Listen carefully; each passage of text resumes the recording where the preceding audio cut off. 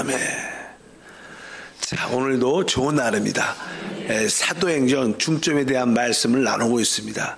사도행전의 중점 중에 하나는 바로 우리가 성령 침례입니다.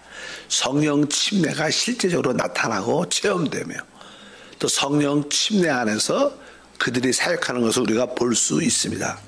원래 하나님께서 사람을 창조하신 목적은 하나님과 사람의 연합이다. 하나님은 사람과 연합되기 위해서 적어도 이 성령에 대해서 두 가지 절차를 가지셨는데, 하나는 그분이 부활하시고 바로 보혜사 성령으로 우리 안에 오신 겁니다. 또 하나는 바로 오순절날 성령이 능력으로 우리 위에 임했다는 사실입니다. 성령이 우리 안에 오시고 또 능력의 영으로 우리에 부어진 이 사건은 되게 중요합니다. 이것은 바로 우리가 하나님과 연합된 실제를 가졌다는 것을 증거하기 때문에 그렇습니다. 그래서 우리가 요한복음 20장 21절에서 22절, 예수께서 또 이르시되 너에게 평강이 있을지어다. 아버지께서 나를 보내신 것 같이 나도 너희를 보내노라. 이 말씀을 하시고 그들을 향하여 숨을 내쉬며 이르시되 성령을 받으라. 주님이 부활하신 날 저녁에 제자들에게 찾아오셔서 바로 숨을 내쉬면서, 그분이 이제 부활하시고 영이신 그리스도가 되셨습니다. 그래서 성령을 받으라. 그래서 이제 그 제자들이 그 호흡의 영을 받아들여서 주님은 실제로 그때부터 제자들 안에 내주하기 시작하셨습니다. 그들이 느끼던 느끼지 못하던 주님은 바로 우리 안에 계십니다. 그 내주함의 실제를 체험할 때 우리는 뜨거운 믿음을 갖게 되죠. 그리고 나서 두 번째 사건은 바로 이제 주님께서 이제 하늘로부터 아버지의 약속하신 그 능력이 임할 때까지 예루살렘을 떠나지 말라 그러면서 성령의 능력의 체험을 기다리라고 말씀했는데, 그것이 바로 마가의 다락방 오순절날에 일어난 사건입니다. 그 사건이 이제 사도행전 2장에 기록되어 있죠. 1절부터 4절, 오순절날에 이미 이름에 그들이 다 같이 한 곳에 모였더니 호련히 하늘로부터 급하고 강한 바람 같은 소리가 있어 그들이 앉은 온 집에 가득하며 마치 불의 혀처럼 갈라지는 것들이 그들에게 보여 각 사람 위에 하나씩 임하여 있더니 그들이 다 성령의 충만을 받고 성령의 말하계심을 따라 다른 언어들로 말하기를 시작하니라. 이 성령이 그들에게 능력으로 임하심을 말미암아 그들이 권위와 능력을 갖게 됩니다. 이것은 그래서 우리가 내적으로는 생명의 영으로 충만하고 또 외적으로는 바로 성령의 능력의 영으로 충만해서 주님의 권위와 능력을 체험하는 것이 아주 중요하다. 그래서 그분은 우리 안에서는 우리의 생명이고 우리 밖에서는 우리의 권위와 능력이 되신다. 우리가 이 안팎으로 성령으로 충만해야 될 줄 믿습니다. 그러면 우리가 이러한 성령에 대해서 어떤 믿음을 갖고 있어야 돼? 어떤 이해를 가져야 되는가? 사실 이 성령의 내주하신가, 사실 성령의 위에서 부어주는 침례는 사실 영적으로 다 이루어진 사건입니다. 주님이 그것을 다 주님이 십자가에서도 내가 다 이루었다고 말씀하신 것처럼 이 성령의 역사는 이 교회에 부어진 축복이라고 말씀을 드릴 수 있습니다. 그래서 이것이 우리가 지금 다시 한번 성령의 침례를 받아야 된다, 그렇게 말하기는 어려운 거고, 사실 우리가 이미 부어진 그 성령을 다시 한번 체험하는 겁니다. 체험. 그리스도께서 십자가에서 구속을 이미 이루셨죠. 이루어진 사건입니다. 그러나 우리가 그것을 믿으면 우리는 그 구원을 체험하고 누립니다. 마찬가지로 성령의 부어주심도 이미 이루어진 사건이고 우리가 그것을 믿으면 우리는 성령의 침례를 실제로 체험하고 누리게 된다. 이것을 기본적으로 알아야 될 것입니다. 실제로 사도행전에 보게 되면 이 성령의 침례, 성령 세례, 성령 충만이라는 사건이 5번이 나옵니다. 저도 어제 이제는 우리 교단 대표 총회장이신 이영은 목사님께서 이제는 잠시 모임이 있어서 갔었는데 특별히 이제는 성령에 대해서 이제 말씀을 하셨어요. 우리가 오순절 순복음교회는 오순절 교단인데 그런 이야기를 쭉 하면서 우리 순복음교회가 어떻게 시작됐고 어떻게 오순절 교회가 지금 역사하고 있는가 그런 이야기를 하다가 저는 성령에 대한 말씀이 나와서 강의를 듣는데 강의를 참 잘하신다 생각을 어저께 들었어요. 원래 잘하시죠. 그래도 그냥 제가 관심하는 거에 말씀을 하시니까 더 그냥 흥미가 있어서 열심히 들었던 기억이 나는데 어쩐지 이 사도행전에는 5번의 성령의 침례에 대한 충만에 대한 말씀이 기록되어 있습니다. 아까 말씀드린 것처럼 첫 번째는 바로 오순절날 다락방에. 그래서 보통 우리가 이 성령 침례는 영적으로 이 2가지를 기억해야 된다. 첫 번째는 오순절날 누구에게? 유대인들에게 성령이 그들에게 부어지는 역사가 아까 한번 있었죠. 그래서 나는 그때도 뭐 다른 언어, 방언의 역사가 나타났다. 왜냐하면 우리 오순절 교단의 하나의 특징은 성령 세례를 받으면 방언을 해야 된다. 이렇게 가르쳐요. 뭐 이야기 그렇게 교리가 우리 교리는 그럽니다. 우리가 성령 세례를 받았다. 그럼 우리는 방언을 해야 된다. 뭐 사실 나는 하나님의 성의 오순절 교단에서 이 문제 때문에 갈라졌죠. 꼭 그렇진 않다. 이렇게 주장하는 사람이 있고 아니다. 성경을 봐라. 성령 세례의 증거가 뭐냐? 방언이다. 이걸 아주 강하게 강조하는 팀이 있고 꼭 그렇진 않다. 우리 주변의 교회 역사를 보면 성령 방언 안 해도 성령 체험을 가진 사람들이 많고 능력적으로 복음을 전하는 사람도 많다. 그런 것 때문에 막 있었는데 우리 교단이 갈라진 이유는 그겁니다. 근데 보통 우리가 지금 속해 있는 것은 성령 세례를 받으면 뭘 해야 돼요? 방언을 해야 된다. 그러면 이렇게 방언 안 하시는 분도 많죠. 그래서 제가 청년 때는 우리 여의도 순복음교회는 방언을 해야 되니까 그래서 항상 화요일 날 되면 그냥 방언을 못하는 분들은 성방언을 받기 위해서 기도회로 나와라. 그래갖고 아침에 10시 반에 모여서 교육자들이 그냥 담당하라죠. 교우가 많으니까 제가 뭐 강서대교구에 있었다는데 내가 강서대교구에 사역했었는데 강서대교구의 교육자들이 그날은 모든 성도들 방언을 사모하는 사람들이 이렇게 뭐 몇백 명이 오면 이제 같이 말씀을 5분 정도 하고 다 같이 통성을 한 2시간 이상 기도합니다. 그리고 우리 교육자들 안수하러 다니죠. 안수하러. 왜? 방언할 때까지 하는 거예요.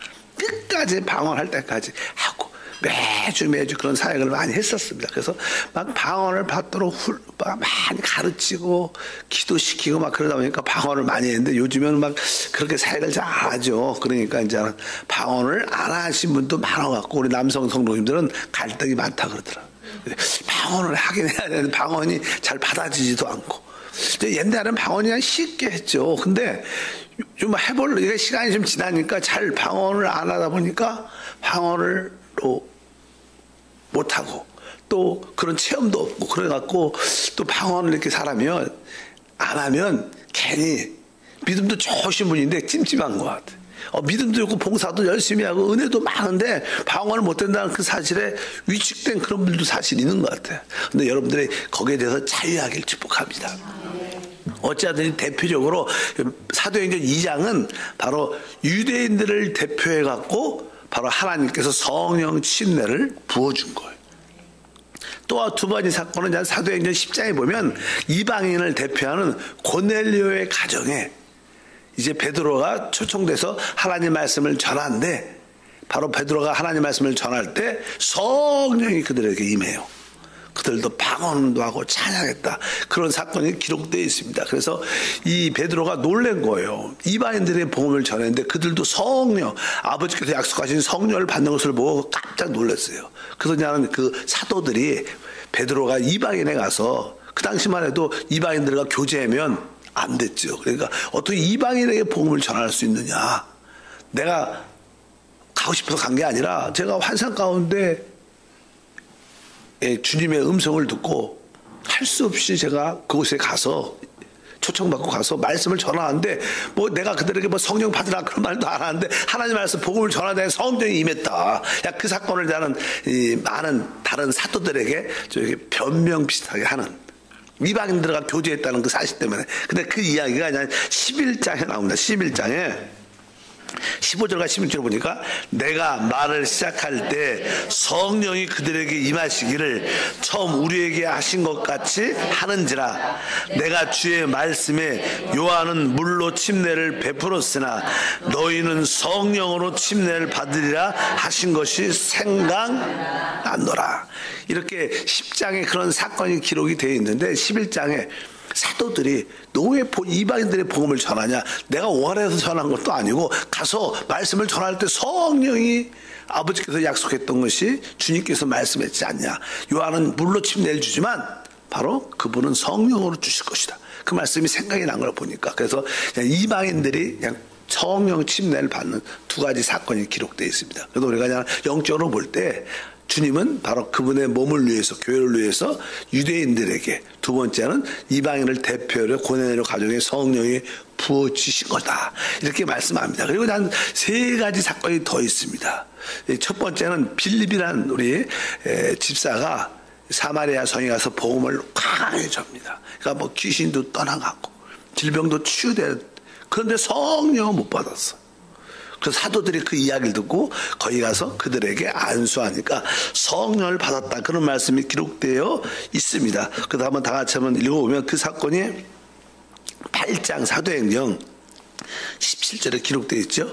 이에 두 사도가 그들에게 안수하며 성령을 받은지라. 빌립 집사가 복음을 강력하게 전했지만 성령의 부어짐은 없었어요. 체험은 없었어요.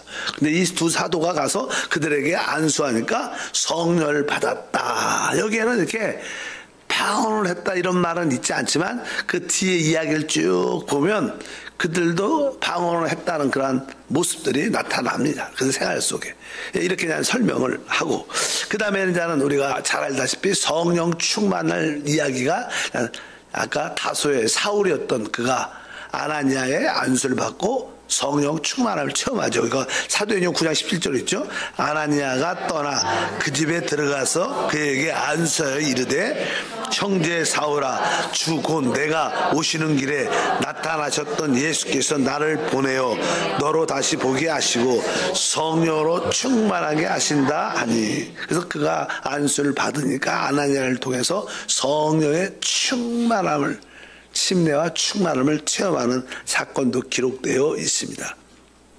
그리고 사도행전 19장 6절에 이제 바울이 에베소 성도들에게 안수했습니다. 막 그들이 그냥 복음만 들었죠. 성령에 대한 말씀을 못 들어서 사울이 그들에게 너희가 물로 침례 받는 것만 배웠지 성령 침례에 대한 이해 못 들어서 안수하니까 되게 기록되어 있다. 10장 6절에 바울이 그들에게 안수하며 성령이 그들에게 임하심으로 방언도 하고 예언도 하니. 이렇게 보니까 여기 방언도 하고 예언도 했다 이런 사건이 쭉 기록되어 있습니다. 그래서 첫 번째 두 번째 사건은 유대인을 대표로 이방인을 대표로 성령 침례가 공식적으로 이루었고 근데 사실 성령 침례는 왜 임하냐?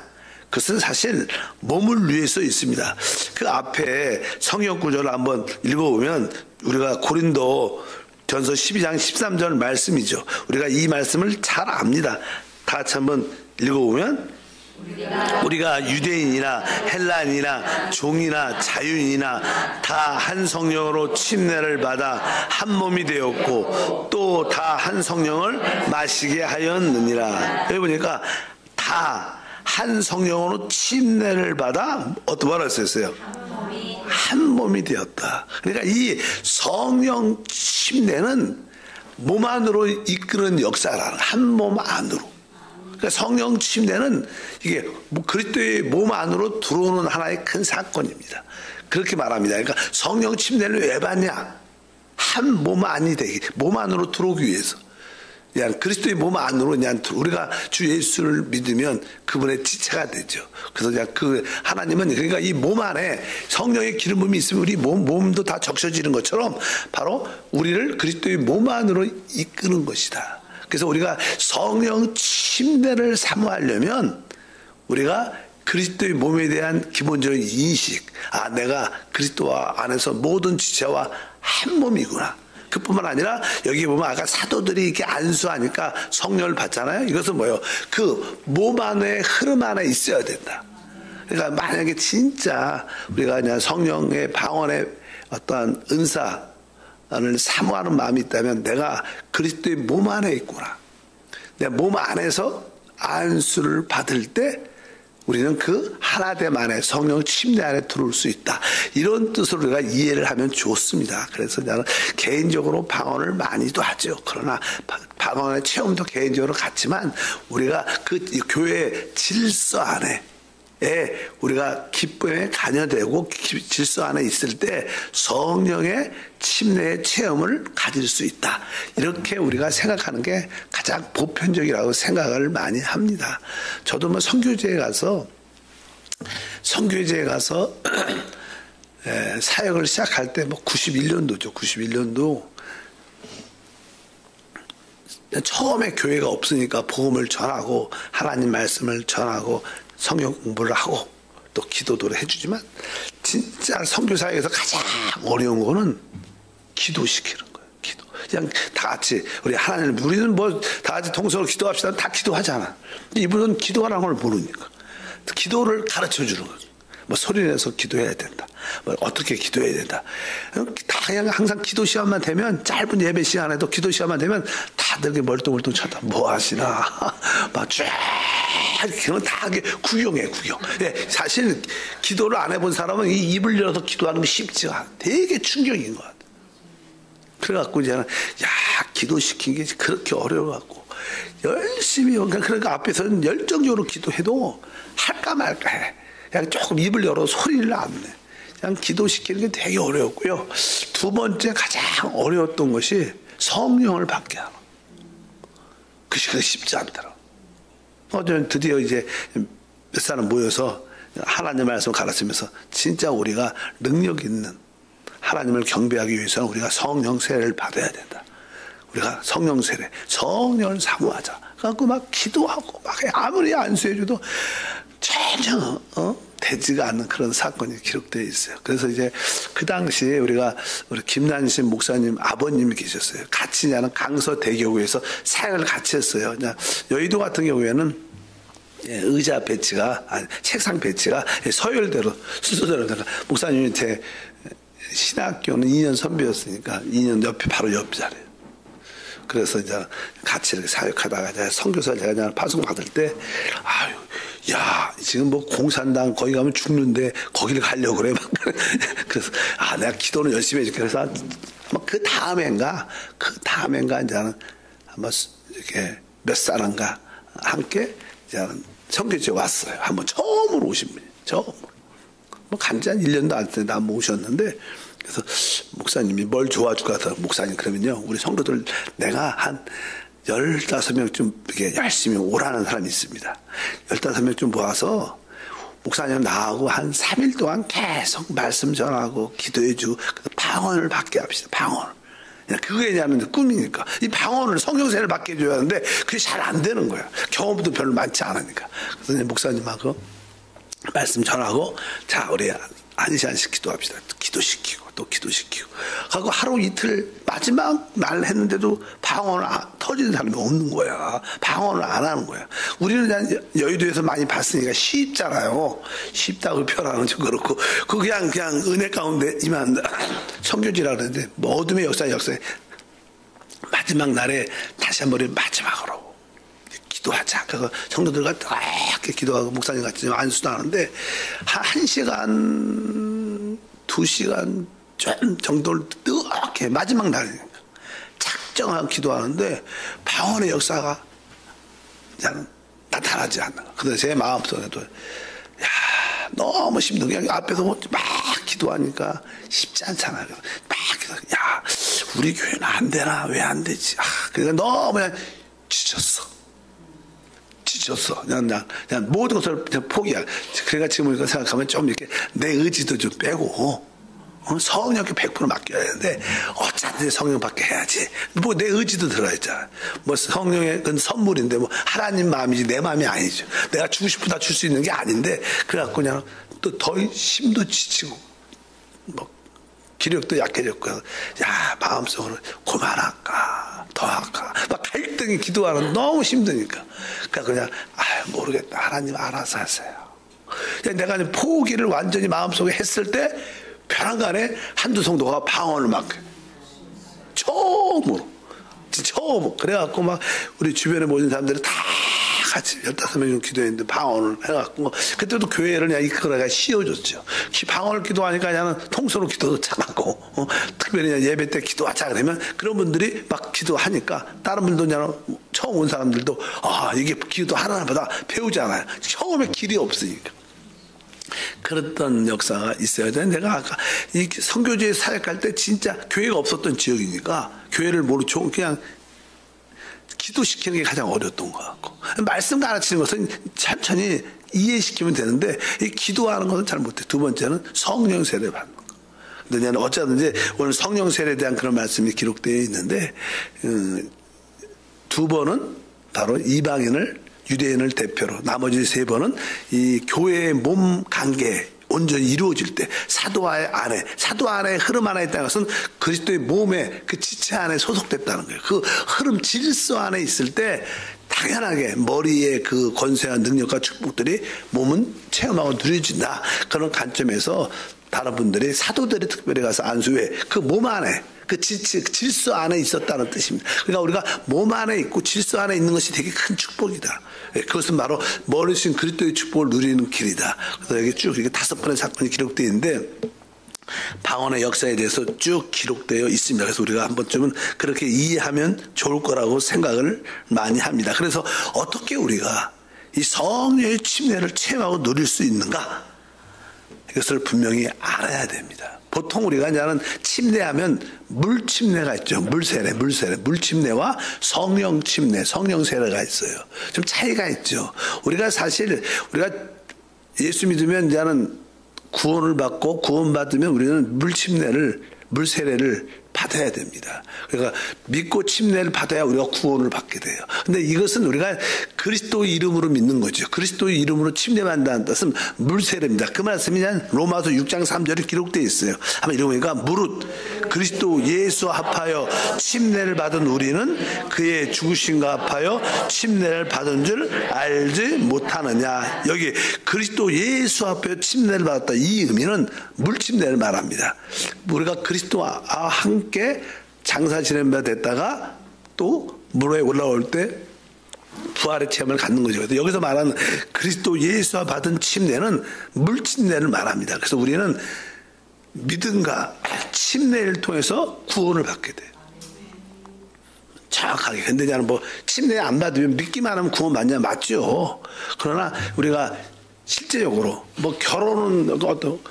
이렇게 결혼하면 부부가 혼인신고를 안 하고 사시는 분도 있어요. 결혼은 법적으로 했어도.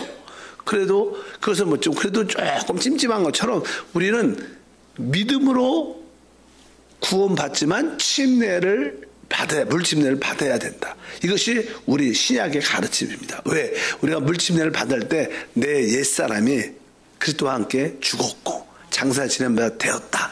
이러한 확신입니다. 그러니까 물침례는 우리가 끝났다는 옛사람의 종교를 의미하는 확신의 믿음의 모습을 보여주기 때문에 특히 갈라디아서 3장 27절도 누구든지 그리스도와 합하기 위하여 침례를 받는 자는 그리스도로 옷 입었느냐. 여기서 여기서 그리스도 안에서 그리스도 이름으로 침례받은 것은 대부분 물침례를 의미하고 또 하나의 침례는 성령 침례다. 그래서 우리가 교회 안에는 물침례와 성령 침례에 대한 이러한 모습이 있습니다. 그러나 우리가 이 성령 침례를 가져야 진짜 주님이 이루신 축복을 우리의 것으로 체험하고 누리게 된다. 보통 우리가 주 예수를 믿으면 구원받습니다. 영생을 얻습니다. 그래도 구원을 받고 영생을 얻어도 역동적인 신앙생활을 하기는 쉽지 않습니다. 우리가 주 예수를 믿어도 구원의 확신이 잘 안 들어와요. 예수만 믿으면 어떻게 해요? 구원받는데 처음 온 사람들한테 주 예수를 부르십시오. 난 주님을 믿습니다. 그러면 어떻게 해요? 그럼 구원받았어요. 구원받았냐? 그러면 확신은 없어요. 대부분. 내가 받았나? 안 받았나? 근데 대부분 이게 주 예수 믿고 구원을 받았어도 성령 침례를 받으면 내적으로 확신이 생겨. 아, 내가 구원 받았다. 그러면서 성령 침례를 받으면 다시 한번 역동적인 신앙생활을 하게 된다. 그렇게 마음의 구원의 확신과 강한 기쁨과 정언도의 능력이 생기게 되죠.